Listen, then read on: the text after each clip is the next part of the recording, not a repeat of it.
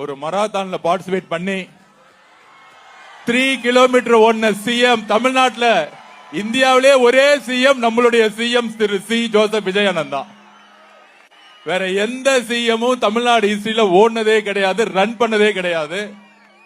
Morning 5 o'clock எந்திரிச்சு ஷார்ப்பா 6:10 வந்து 6:15 வந்து ரன் பண்ண ஆரம்பிச்சு ஒரு சிஎம் 3 கிலோமீட்டர் கம்ப்ளீட் பண்ணார்னா நம்ம சிஎம் மாதிரியே தமிழ்நாடும் ஹெல்த்தியா மாற போகுது.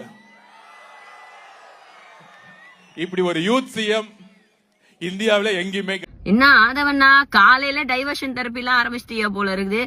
இது வரைக்கும் இந்த வெள்ளை அறிக்கை நொல்லை அறிக்கைன்னு ஒன்னத்தை தூக்கிட்டு வந்தீங்க. திமுக ஊழல் பண்ணிருக்குன்றத ப்ரூவ் பண்ண முடியல. அதை டைவர்ட் பண்றதுக்காக காலையிலே ஒரு 3 கிலோமீட்டர் மேரத்தான் ஓடிட்டு இருக்கிறது இந்தியாவிலே முதலமைச்சர் 3 கிலோமீட்டர் மேரத்தான் ஓடினார்னு சொன்னீங்கல்ல. உங்களுக்காக ஒரு சின்ன ஃபேக்ட். அதாவது நம்ம ஜம்மு அண்ட் காஷ்மீர் முதலமைச்சர் தெரியுமா, உமர் அப்துல்லா, அவர் வந்து 21 கிலோமீட்டர் மேரத்தான 2 மணி நேரத்துல முடிச்சிருக்காரு. மேரத்தானுக்காகவே ஒவ்வொரு மாநிலங்களா போய் மேரத்தான்ல வந்து பார்ட்டிசிபேட் பண்ணுவாரு.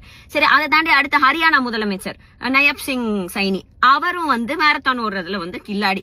பிளஸ் கோவா முதலமைச்சர் அண்ட் இவ்வளோக்கு நம்மளோட மினிஸ்டர் மாசு அண்ணன் கூட எப்பவும் காலையில எஞ்சி 4 மணிக்கு வந்து ஜாகிங் போவாரு. அங்க போயிட்டு இந்த பார்க்ல விளையாடுற பசங்களெல்லாம் ஊக்குவிப்பாரு. அது மட்டும் இல்லாம அவர் வந்து ஆஸ்திரேலியா, லண்டன், அமெரிக்கான்லாம் மேரத்தான் ஓடி இருக்காரு.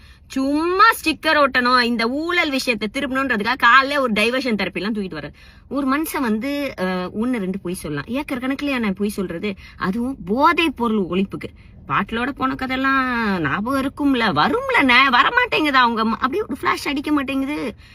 நம்ம எல்லாம் போதைப் பொருள் ஒழிப்புக்கு ஓடலாமா? தவறு இல்லையா?